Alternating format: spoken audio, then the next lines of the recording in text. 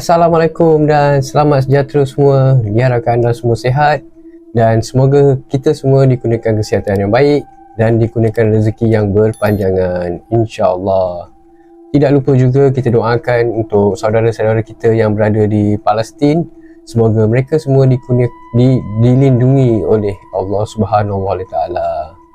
Terima kasih kepada subscriber yang baru dan follower-follower yang baru di TikTok. Semoga anda semua dimurahkan rezeki dan terima kasih kerana mengikuti channel Cerita Seram Rakyat. Cerita pada kali ini kita akan pergi ke negeri Terengganu. Kejadian berlaku di salah satu ILP di Terengganu. ILP itu lebih dikenali sebagai Institut Latihan Perindustrian. Watak utama pada kali ini adalah Zura. Apa yang Zura alami ni, saya baca cerita Zura ni meremang juga bulu roma ni kan, sebab gangguan dia tu back to back, dia macam tak putus-putus gangguan dia. Jom kita ikuti cerita seterusnya, apa yang si Zura ni alami dekat ILP, iaitu Institut Latihan Perindustrian.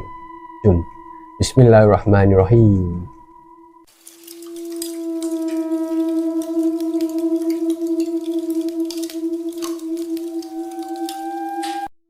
Kejadian yang berlaku tak dinyatakan oleh Zura ni. Zura ni dia dapat offer ataupun tawaran untuk sambung belajar dekat ILP Pantai Timur. Dan seperti yang kita tahu, ILP ni ialah Institut Latihan Perindustrian. Pantai Timur tu di mana? Pantai Timur tu di salah satu negeri di Pantai Timur, iaitu Terengganu. Nak dijadikan cerita, pada bulan 1 pada tahun tersebut, iaitu pada bulan Januari, si Zura ni pun daftar masuk. Bila dia dah daftar masuk tu, menurut Zura ni pada minggu pertama tak ada apa-apa berlaku lagi. Biasanya minggu pertama, kalau sesiapa yang pernah masuk college ataupun belajar di IPT tahulah, biasanya minggu pertama ni adalah minggu induksi ataupun induction. Kira macam minggu suai kenal lah antara pelajar-pelajar lain. Lepas tu Zura cakap minggu kedua tu pun masih okey lagi. Bila masuk minggu ketiga, Zura ni dah mula diganggu ataupun dah mula kena kacau lah. Menurut Zura, dalam bilik yang dia duduk tu, semua katil adalah jenis katil double decker. Kedudukan katil tu, 2 dekat pintu, 2 dekat tengah dan lagi 2 dekat tepi tingkap. Di antara katil tu ada loker masing-masing. Dan pandai-pandailah korang bayangkan macam mana kedudukan katil tu. Katil si Zura ni terletak di tepi tingkap dan di sebelah atas. Tepi tingkap tu ada satu pokok besar. Dan pada satu malam tu, si Zura ni dia rasa badan dia lemah sangat.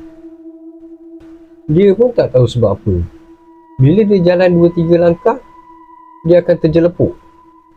Lepas tu pada malam tu, dia rasa macam panas sangat-sangat. Tapi dia seorang je yang rasa. Roommates dia yang lain tu cakap bilik tu sejuk. Jadi si Zura ni malas ambil pot lah kan. Mungkin dia rasa dia demam ke apa kan. So dia lantakkan aja lah, malas fikir kan.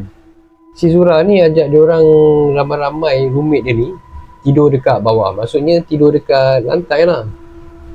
Jadi yang roommate dia yang lain ni pun macam okey je, layan aja kan, tidur kat bawah. Jadi semua pun tidur kat bawah ikut si Zura ni. Lebih kurang pukul 11 malam macam tu, masing-masing dah memang ke alam mimpi, dah tidur. Tengah dia orang syok tidur tu kan, lebih kurang pukul 2 pagi ataupun 2 lebih lah, antara 2 hingga pukul 3 pagi tu, si Zura ni terjaga tau. Bila dia terjaga tu, dia rasa nak sangat pandang loker dia yang dekat tepi tingkap tu. Menurut Zura ni, masa ni dia tak fikir apa. Dia macam, yalah, terjaga. Lepas tu macam terpisat-pisat kan. Dan tengoklah sekeliling kan. So bila dia tengok loker dia tu, dia nampak ada satu satu nenek tua duduk mencangkung atas loker dia. Dan nenek tua tu pandang si Zura ni dengan mata yang merah menyala. Terkejut Zura ni. Lepas tu dia dah rasa takut, dia dah rasa macam menggigil lah satu badan kan. Jadi apa yang si Zura ni buat, dia tendang loker depan dia, nak bagi bunyi bising tau, dengan harapan member-member roommate dia yang lain tu akan bangun sebab bunyi bising yang dia buat tu. Tapi sayang, benda yang Zura buat tu tak mendatangkan apa-apa kesan pun. Kawan-kawan roommate ataupun kawan-kawan roommate dia tu semua tidur, jenis yang macam tidur mati kan. Bergegar lah macam mana pun almari tu, tapi tak bangun. Padahal si Zura ni tendang kuat gila kot. Tegang.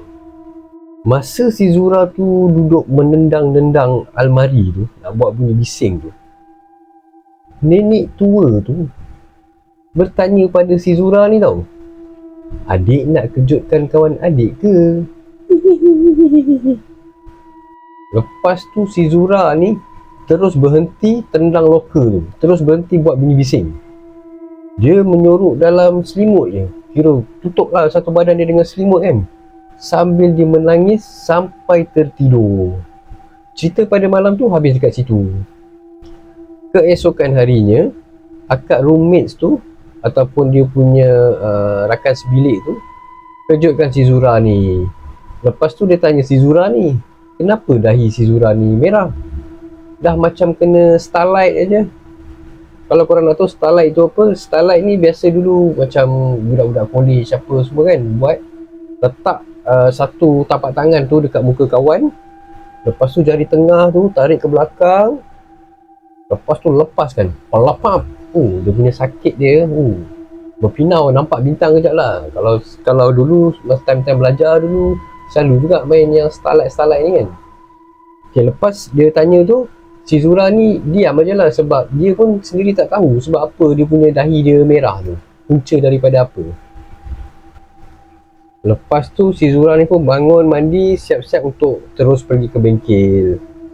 Si Zura ni sempat duduk dekat bengkel lebih kurang sejam aja, sebab si Zura ni pengsan dekat mesin potong kayu. Masa tu mesin potong kayu tu tengah berfungsi tau. Nasib baiklah dia tak kena potong sekali dengan mesin kayu tu kan. Lepas dia pengsan tu, dia punya pelatih ke ataupun cikgu bagi dia pelepasan untuk balik ke asrama untuk berehat. Jadi si Zura ni pun baliklah ke asrama sorang-sorang. Korang bayangkan asrama perempuan yang punya besar tu, tapi si Zura seorang aja yang ada dekat asrama tu. Sebab yang lain semua menghadiri kelas ataupun ada di bengkel. Jadi si Zura ni, tabiat dia kalau dia duduk sorang-sorang, dia ni memang suka berkemas. Jadi dia pun berkemas lah bilik dia tu ataupun bilik dia orang ni lah. Masa dia mengemas bilik dia tu, si Zura ni buka lah tingkap bilik dia. Yalah, nak bagi pengudaraan keluar masuk kan. Kalau tidak bau kepam pula bilik tu kan. Lepas saja Zura buka tingkap tu, dia dapat rasakan ada satu tiupan angin yang sangat kuat masuk menerpa melalui tingkap. Tapi bila dia tengok pokok, satu pokok pun tak bergoyang. Si Zura ni dia buat bodoh je lah, dia buat diam je lah kan dengan kejadian tu. Lepas tu menurut Zura lagi, dalam bilik diorang ni ada satu cermin besar. Cermin besar yang untuk diorang make up ke ataupun nak pakai baju, nak tengok kan, nak tengok outfit of the day, OOTD orang cakap kan. Cermin ni diorang sangkutkan dekat belakang pintu guna cangkuk yang susah, yang jenis susah nak jatuh tau, yang jenis berlekuk tu. Maksudnya kalau orang tolak ataupun dengan sengaja orang alihkan cermin tu, barulah dia akan tertanggal cermin tu. Tapi pada hari tu tiba-tiba cermin tu boleh jatuh. Pedepang, berderai cermin tu jatuh, hancur berkecai menurut Zura ni. Tapi dia tengok cangkuk tu, elok aja dekat pintu. Zura ni biarkan kaca tu pecah berderai, dia tak kutip satu pun. Dia biarkan cermin tu, lepas tu dia rehat sampailah dia tertidur, sampai roommate dia tu balik. Bila roommate Zura ni dah balik, time ni si Zura ni bangun lah daripada tidur tu kan. Lah biasa kalau balik ramai-ramai ni mesti kecoh kan dalam bilik tu kan. Lepas tu Zura ni dia terpandang pintu ataupun tengok pintu yang di mana cermin tu digantung. Korang tahu tak apa yang si Zura ni nampak? Cermin yang pecah berderai satu-satu tadi tu elok tergantung dekat tempat asal dia. Maksudnya cermin tu tak pecah pun, ada steady je tergantung dekat belakang pintu tu kan. Si Zura ni macam pelik lah kan. Tadi nampak pecah, ini ada pula dekat belakang pintu tu. Tapi dia tak cerita dekat roommate dia ataupun kawan-kawan dia. Dia diam je pasal kes tersebut. Cerita pasal cermin tu habis dekat situ.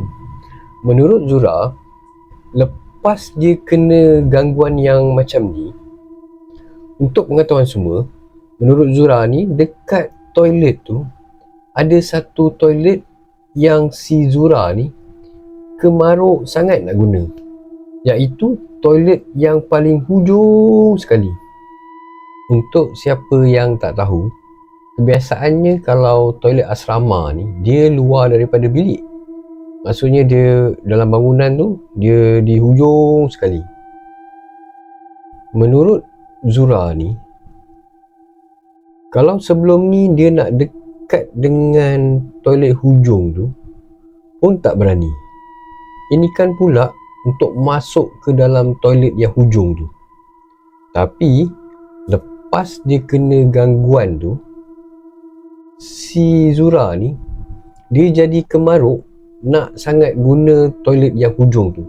Sampaikan member roommate dia ni marah si Zura ni, tak bagi dia guna toilet yang tu. Sebab toilet yang roommate si Zura ni cakap, mana ada pernah orang guna toilet tu, sebab air langsung tak ada. Tapi bila si Zura ni guna, elok je ada air. Jadi diorang ni, roommate dia ni macam terkejut lah kan. Tapi si Zura ni macam lantak pi lah, dia tak pedulikan lah kawan-kawan dia cakap kan. Dia pakai je lah toilet tu. Toilet yang dimaksudkan yang hujung tu, kalau korang masuk toilet yang jenis asrama, dia ada beberapa cubicle tau. Maksudnya dalam satu tandas tu ada 5 pintu. Jadi si Zura ni masuk yang pintu yang terakhir lah, maksudnya yang dimasukkan yang hujung tu. Nak dijadikan cerita, pada satu malam tu si Zura ni dia tak tahan sangat nak terkencing. Jadi Zura ni lari pergi toilet dengan tak pakai slipper. Bila dia masuk dekat toilet tu, dia masuk toilet yang dekat dengan pintu masuk. Maksudnya dia tak pergi ke toilet yang paling hujung tu lah. Masa dia tengah buang tu kan, masa dia melepaskan hajat dia tu, si Zura ni dengar macam ada orang mendengus kat belakang dia. Macam marah lah kat dia kan. Macam, lebih kurang macam tu lah kot. Tapi dia buat bodoh je lah, buat dono je lah kan, dia biarkan aja. Bila dia dah selesai lepaskan hajat dia tu, dah selesai basuh kan, masa dia nak keluar daripada cubicle toilet tu, si Zura ni rasa macam ada orang tolak dia daripada depan. Lepas tu si Zura ni pun terjatuh lah.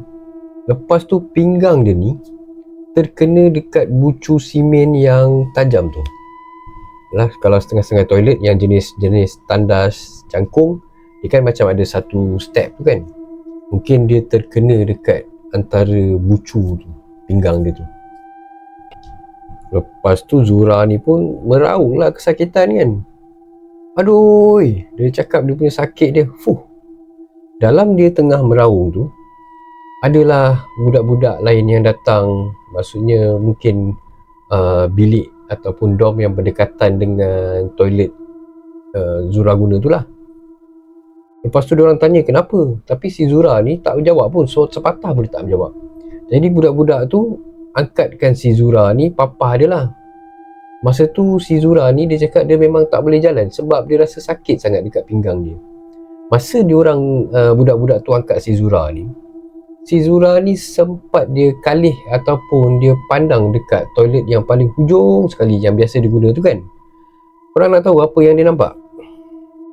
Jeng jeng jeng. Zura ni dia nampak nenek tua.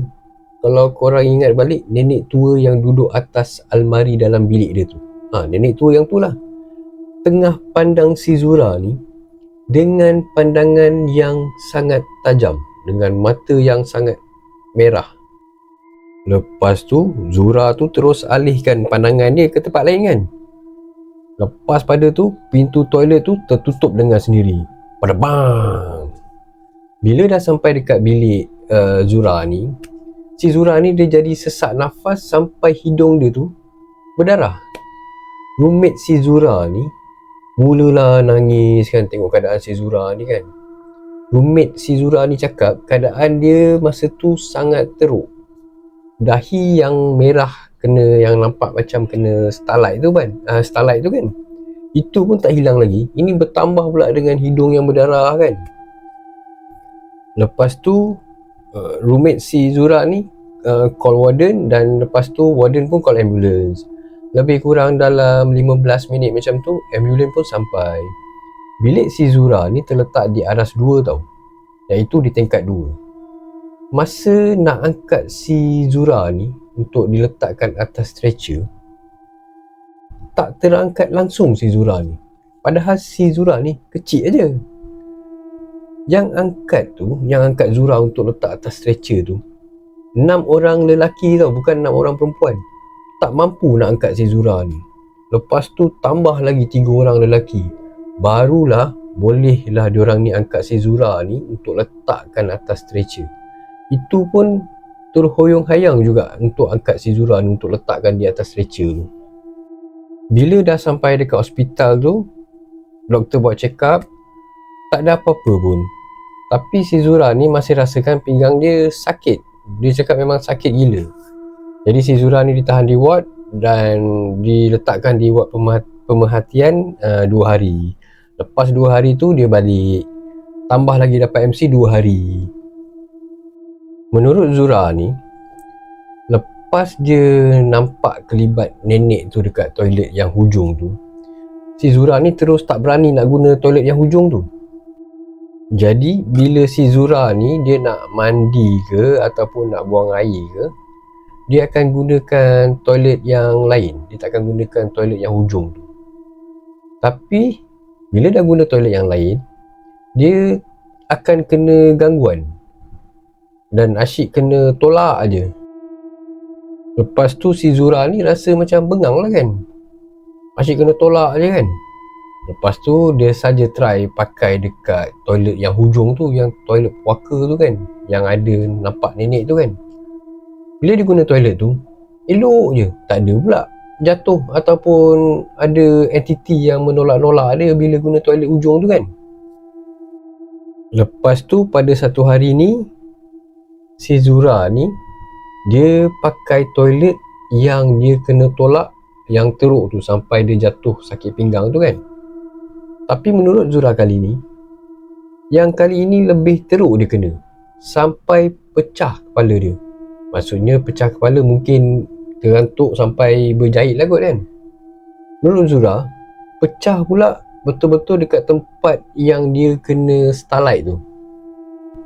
Selepas kejadian tu, dia punya penyakit tu makin teruk, gangguan dia makin teruk, sampai kan pengarah tu bawa si Zura ni tidur rumah dia. Bayangkanlah, asal maghrib je si Zura ni meracau. Asal meracau je time maghrib. Sampailah satu tahap ni, si Zura ni berlari dekat padang IRP tu sewaktu maghrib. Merentas desa lah dia dekat padang IRP tu kan. Dia bukan lari setempat tau. Kalau lari setempat dia kat situ je kan. Ini jenis lari yang kejap ke sana, kejap ke sini. Lepas tu Zura cakap yang kejarnya budak-budak lelaki. Kesian budak-budak lelaki yang terpaksa kejar si Zura ni. Menurut Zura ni, waktu kemuncak dia pada satu hari ni, iaitu hari Khamis malam Jumaat, si Zura ni hilang. Korang bayangkanlah ILP yang besar tu, si Zura ni boleh hilang. Diorang tak jumpa si Zura ni dekat mana-mana dekat bahagian ILP ni. Dekat 3 jam diorang cari si Zura ni. Termasuklah budak-budak lelaki yang lain tolong mencari si Zura ni. Dan last diorang dah pernah cari kan kat mana, kat setiap bilik, kat setiap pelusuk semua, tak ada tau si Zura ni. Last diorang ni jumpa si Zura ni duduk bertenggek dekat atas pokok belakang asrama perempuan. Memang tak jumpa lah orang nak cari kan. Orang cuma cari dekat belah bahagian bawah je kan. Tak sangka pula boleh atas pokok kan. Bila diorang dah jumpa Zura ni, diorang bawa turun, diorang angkut, bawa si Zura ni, bawa pergi ke rumah pengarah, iaitu rumah pengarah dalam ILP itulah. Maksudnya macam quarters lah kan, orang untuk pengarah yang bekerja dekat ILP tu. Ustaz pun dipanggil untuk memulihkan keadaan si Zura ni. Menurut kawan-kawan si Zura ni, apa yang diorang cerita semasa rawatan tu, kawan-kawan Zura ni cakap yang nenek tua tu nak berkawan dengan si Zura ni sebab katil yang si Zura ni duduk adalah tempat nenek tua tu. Dan juga dia nak si Zura ni gunakan toilet yang hujung tu sahaja. Maksudnya dia tak benarkan si Zura ni gunakan toilet yang lain. Gunakan toilet yang paling hujung tu juga. Sebab toilet tu adalah tempat nenek tua tu juga. Sebab tu bila si Zura ni masuk ke toilet lain, dia akan dapat penyakit ataupun akan diganggu. Sebab nenek tua tu tak suka si Zura ni gunakan toilet yang lain. Dia memang mendesak atau memaksa si Zura gunakan toilet yang hujung tu je. Umpamanya kalau si Zura ni kalau pakai toilet yang paling hujung tu, dia selamat. Kalau kau pakai toilet yang selain daripada toilet hujung tu, nahas kau. Macam tu lah kot lebih kurang kan. Lepas pada kejadian tu, Zura ni pun berhenti belajar dan balik ke tempat asal dia. Mungkin dia sambung study dekat tempat lain lah kan. Menurut Zura ni, lepas dia berhenti, ada budak lain atau pelajar lain pula yang kena ganggu. Sekian saja cerita daripada Zura pada hari ini. Benar atau tidak? Wallahualam, kita anggaplah saja sebagai hiburan kita. Sekiranya cerita atau penyampaian saya kurang memuaskan, saya minta maaf. Sehingga kita berjumpa lagi di cerita yang akan datang. Assalamualaikum dan bye-bye.